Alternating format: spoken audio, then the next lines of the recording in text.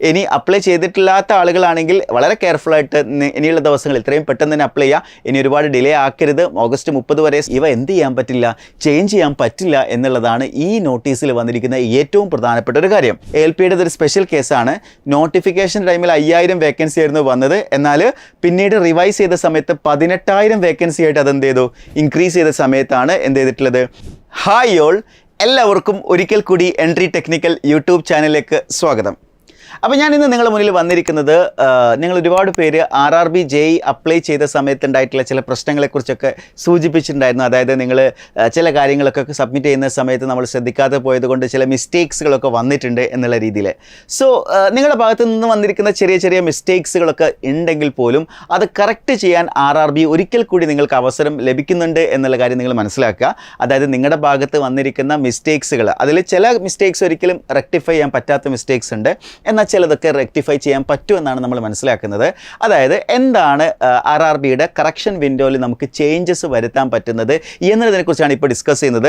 ഇനി അപ്ലൈ ചെയ്തിട്ടില്ലാത്ത ആളുകളാണെങ്കിൽ വളരെ കെയർഫുള്ളായിട്ട് ഇനിയുള്ള ദിവസങ്ങൾ ഇത്രയും പെട്ടെന്ന് തന്നെ അപ്ലൈ ചെയ്യുക. ഇനി ഒരുപാട് ഡിലേ ആക്കരുത്. ഓഗസ്റ്റ് 30 വരെ സമയമുണ്ടെന്ന് കരുതിയിട്ട് ഇനി അങ്ങോട്ട് ഒരുപാട് ഡിലേ ആക്കരുത്. സർട്ടിഫിക്കറ്റ് ഒക്കെ കിട്ടാനുള്ള ആളുകളാണെങ്കിൽ, എസ്പെഷ്യലി OBC സർട്ടിഫിക്കറ്റ് കിട്ടാനുള്ള ആളുകളാണെങ്കിൽ ഇത്രയും പെട്ടെന്ന് സർട്ടിഫിക്കറ്റ് കളക്ട് ചെയ്തതിന് ശേഷം അപ്ലൈ ചെയ്യുക. ലാസ്റ്റ് ഡേറ്റിലേക്ക് മാറ്റി വെക്കരുത്. ആ സമയത്ത് എന്തെങ്കിലും സൈറ്റ് ഹാങ് ആകുന്ന ഇഷ്യൂസൊക്കെ ഉണ്ടെങ്കിൽ ഒരിക്കലും വീണ്ടും റീഓപ്പൺ ചെയ്യാനുള്ള സാധ്യതയില്ല എന്നുകൂടി ഞാൻ പറഞ്ഞ് തുടങ്ങുകയാണ്. സോ എനിവേ, നിങ്ങൾക്ക് RRBയുടെ കറക്ഷൻ വിൻഡോയിൽ എന്തെല്ലാം കാര്യങ്ങൾ ചേഞ്ചസ് വരുത്താം എന്നുള്ളതാണ് നമ്മൾ നോക്കാൻ പോകുന്നത്.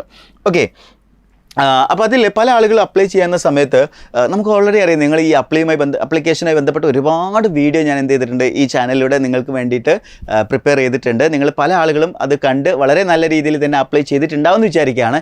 എന്നാൽ ചില ആളുകൾ ഒന്നും ശ്രദ്ധിക്കാതെ നേരെ അക്ഷയയിലോ അല്ലെങ്കിൽ ഏതെങ്കിലും കഫേയിൽ പോയിട്ട് അവിടെ നിന്ന് അവരെ കൊണ്ട് ചെയ്യിപ്പിച്ച സമയത്ത് ഒരുപാട് മിസ്റ്റേക്സുകൾ വന്നിട്ടുണ്ട്. എസ്പെഷ്യലി RRB സോൺ സെലക്ട് ചെയ്ത കാര്യത്തിൽ, പ്രിഫറൻസ് കൊടുക്കുന്ന കാര്യത്തിൽ മറ്റു ചെറിയ ചെറിയ മിസ്റ്റേക്സുകളൊക്കെ വന്നിട്ടുള്ളതായിട്ട് പലരും പറഞ്ഞു. പ്രിഫറൻസ് ഒന്നും നോക്കാണ്ട് കൊടുത്ത ആളുകളൊക്കെ ഉണ്ട്. ജസ്റ്റ് അതിൽ വന്നിരിക്കുന്ന ഓർഡറിൽ അതേപോലെ തന്നെ പ്രിഫറൻസ് കൊടുത്ത ആളുകളുണ്ട്. സോ അത്തരത്തിലുള്ള ചില മിസ്റ്റേക്സുകൾ പല ഉദ്യോഗാർത്ഥികളുടെ ഭാഗത്തുനിന്ന് സംഭവിച്ചിട്ടുണ്ട്. എന്നാൽ എന്തെല്ലാം കാര്യങ്ങൾ നമുക്ക് ചേഞ്ച് ചെയ്യാൻ പറ്റും എന്നുള്ളതാണ് ഇവിടെ നോക്കാൻ പോകുന്നത്. അപ്പോൾ അതിന് വേണ്ടിയിട്ട് അവർ പറഞ്ഞിട്ടുള്ളത്, after the submission of the online application if candidate wishes to further modify, change or correct any details except detailed fields in create form. അതായത് നിങ്ങൾ ഇതിൽ ക്രിയേറ്റ് ചെയ്ത സമയത്തൊരു മൊബൈൽ നമ്പറും അതേപോലെ ഒരു ഇമെയിൽ ഐഡിയും കൊടുത്തിട്ടുണ്ടാവും. അതൊരിക്കലും എന്ത് ചെയ്യാൻ പറ്റില്ല, നിങ്ങൾക്ക് ചേഞ്ച് വരുത്താൻ പറ്റില്ല. അതായത് നിങ്ങൾ RRBയുടെ വെബ്സൈറ്റിൽ നിങ്ങൾ സ്റ്റാർട്ടിങ്ങിൽ കൊടുത്ത ഇമെയിൽ ID ആണെങ്കിലും ശരി, മൊബൈൽ നമ്പർ ആണെങ്കിലും ശരി, അത് കറക്ഷൻ വിൻഡോയിൽ എന്ത് ചെയ്യാൻ പറ്റില്ല, ചേഞ്ചസ് വരുത്താൻ പറ്റില്ല. അതേപോലെ തന്നെ ചൂസൺ RRB എന്ത് ചെയ്യാൻ പറ്റില്ല, ചേഞ്ച് ചെയ്യാൻ പറ്റില്ല എന്നാണ് പറയുന്നത്. Chosen RRB cannot be changed. അതൊരു വലിയ പോയിന്റ് തന്നെയാണ്. അതായത് നിങ്ങളിപ്പോൾ ചെന്നൈ റീജിയനിലാണ് അപ്ലൈ ചെയ്തിട്ടുള്ളതെങ്കിൽ നിങ്ങൾക്ക് ആ റീജിയൻ മാറ്റാൻ കഴിയില്ല. നിങ്ങൾ ബാംഗ്ലൂർ റീജിയനിലാണെങ്കിൽ നിങ്ങൾ ആ റീജിയനിൽ നിങ്ങൾക്ക് മാറ്റാൻ പറ്റില്ല. സോ അതും അവർ കൃത്യമായി സ്പെസിഫൈ ചെയ്തിട്ടുണ്ട്. സോ അവരുടെ നോട്ടിഫിക്കേഷൻ പ്രകാരം 3 കാര്യങ്ങളാണ് മാറ്റാൻ പറ്റാത്തത്. ഒന്ന്, നിങ്ങൾ ക്രിയേറ്റ് അക്കൗണ്ട് ഫോമിൽ ചെയ്തിട്ടുള്ള നിങ്ങളുടെ മൊബൈൽ നമ്പർ, അതേപോലെ ഇമെയിൽ ID, അതേപോലെ തന്നെ ചൂസൺ RRB, ഇവ എന്ത് ചെയ്യാൻ പറ്റില്ല, ചേഞ്ച് ചെയ്യാൻ പറ്റില്ല എന്നുള്ളതാണ് ഈ നോട്ടീസിൽ വന്നിരിക്കുന്ന ഏറ്റവും പ്രധാനപ്പെട്ട ഒരു കാര്യം. ഓക്കെ, സോ അതാണ്. ഇനിയിപ്പോൾ ചേഞ്ച് വരുത്തണമെന്നുണ്ടെങ്കിൽ അവിടെ എന്താണ്, ഒരു മോഡിഫിക്കേഷൻ ഫീ ആയിട്ട് ഒരു 250 rupees കൂടി നിങ്ങൾ പേ ചെയ്യണം. Non refundable for each occasion from 38, അതായത് ഓഗസ്റ്റ് 30 മുതൽ സെപ്റ്റംബർ 8-ാം തീയതി വരെ നിങ്ങൾക്ക് എന്ത് ചെയ്യാവുന്നതാണ്, നിങ്ങൾക്ക് ഈ ഒരു ചേഞ്ചസ് വരുത്താവുന്നതാണ്. അപ്പോൾ നിങ്ങൾ മനസ്സിലാക്കേണ്ടത്, ഇതിൽ ചേഞ്ച് ചെയ്യാൻ പറ്റാത്തത് ഏതൊക്കെയാണ്, including email ID and mobile number. Create an account form എന്ന് പറയുന്ന സ്റ്റാർട്ടിങ്ങിൽ നമ്മൾ ചെയ്യുന്ന പ്രോസസ്സ് ഉണ്ടല്ലോ, അപ്പോൾ അതിലുള്ള കാര്യങ്ങൾ എന്ത് ചെയ്യാൻ പറ്റില്ല, ചേഞ്ച് ചെയ്യാൻ പറ്റില്ല എന്നാണ് റെയിൽവേ പറഞ്ഞിരിക്കുന്നത്. അപ്പോൾ ഇനി ഇവിടെ നിങ്ങൾക്ക് വരാൻ സാധ്യതയുള്ള സംശയമാണ്, നമ്മുടെ പ്രിഫറൻസ് നമുക്ക് ചേഞ്ച് ചെയ്യാൻ പറ്റുമോ? പറ്റും. നമുക്ക് പ്രിഫറൻസ് ചേഞ്ച് ചെയ്യാൻ പറ്റുന്നതാണ് ഈ ഒരു പോയിന്റ് പ്രകാരം നമുക്ക് മനസ്സിലാക്കുന്നത്.